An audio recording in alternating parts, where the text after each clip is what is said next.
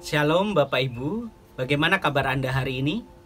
Semoga kita semua masih dapat menikmati suka dan duka yang silih ganti kita rasakan sampai hari ini.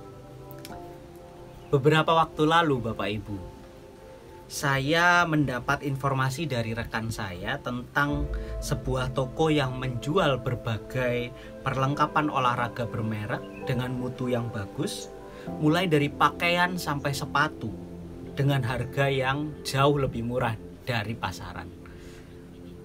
Saya mulai penasaran nih, saya mulai tertarik dengan toko itu. Ceritanya begitu Bapak Ibu. Kemudian saya mencoba menggali informasi tentang toko itu lebih dalam. Saya penasaran kenapa sih toko ini berani menjual barang dagangannya dengan harga yang lebih murah gitu ya. Nah, setelah saya cari tahu gitu ya, ternyata toko ini menjual barang-barang reject, yakni produk yang tidak memenuhi standar mutu yang telah ditetapkan oleh pabrik barang itu. Jadi misalnya ada di satu bagian tertentu sepatu misalnya jahitannya kurang rapi sedikit gitu ya, atau di bagian tertentu ada coretan warna lain gitu, dan lain sebagainya. Makanya wajar gitu ya, barang-barang yang dijual harganya jauh lebih murah dari barang-barang yang lulus quality control di pasaran gitu ya. Nah, dari pengalaman itu Bapak Ibu, saya menyadari akhirnya standar mutu suatu barang itu ternyata menjadi faktor penting yang patut dipertimbangkan suatu perusahaan tertentu untuk menyatakan apakah barang itu tadi layak diedarkan atau tidak. Nah, bacaan kita hari ini Bapak Ibu dari Mazmur pasal 15 membahas tentang standar atau kriteria kelayakan setiap orang yang dapat datang menghadap Tuhan pada zaman itu. Tentu kita tahu Bapak Ibu bahwa pada masa itu tidak semua orang dapat punya akses untuk bertemu langsung dengan Tuhan. Hanya orang-orang tertentu yang dapat bertemu dengan Tuhan. Misalnya, Musa pernah bertemu dengan Tuhan di atas gunung. Kemudian para imam juga mempunyai akses khusus bertemu dengan Tuhan di dalam bait Allah. Sedangkan orang-orang lain yang bukan imam misalnya hanya boleh berada di batasan ruang tertentu di area bait Allah itu. Nah, dalam konteks ini maka Daud menuliskan berbagai kriteria orang yang layak menghadap Tuhan pada Mazmur 15. Mari kita perhatikan Mazmur pasal 15 ini. Di sana dikatakan orang yang layak menghadap Tuhan adalah dia yang berlaku tidak bercela, dia yang mengatakan kebenaran, dia yang tidak menyebarkan fitnah, dan lain sebagainya. Nah, kalau kita perhatikan Bapak Ibu, sekilas tampak hubungan manusia dengan Tuhan pada masa itu seperti hubungan yang transaksional ya. Jika Anda baik, jika Anda tidak bercela, maka Anda punya akses bertemu dengan Tuhan. Jika Anda jahat, jika Anda bercela, ya Anda nggak punya akses gitu ya. Seolah-olah hubungannya transaksional nih.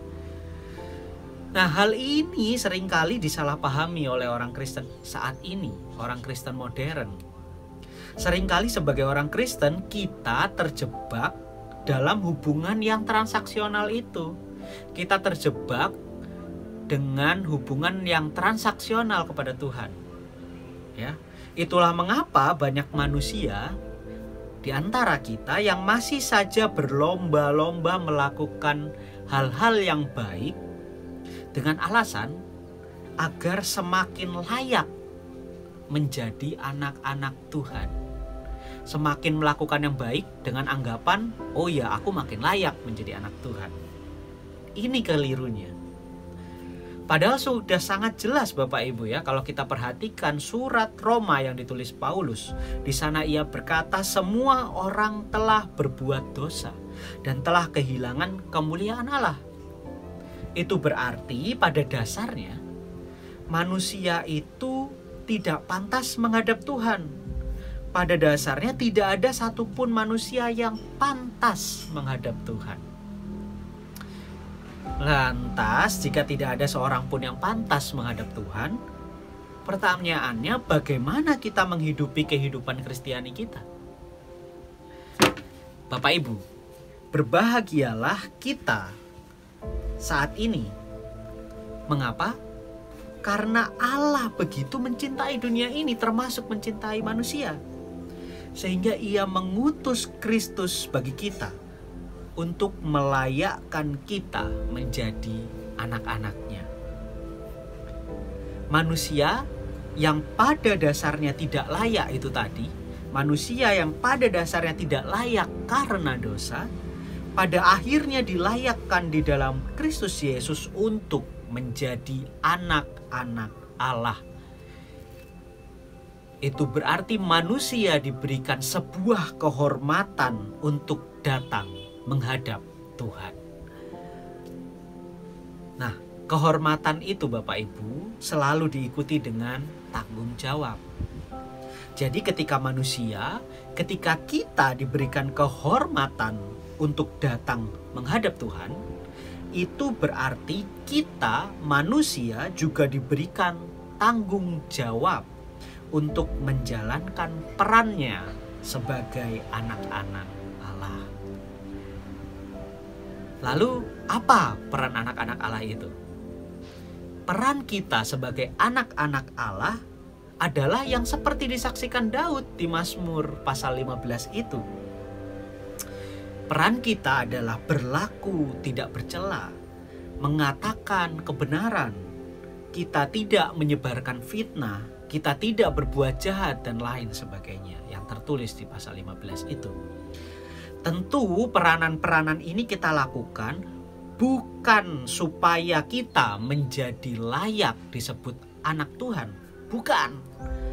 Tapi peranan-peranan ini kita lakukan sebagai wujud tanggung jawab kita, karena kita telah lebih dulu dilayakkan menjadi anak-anak Tuhan.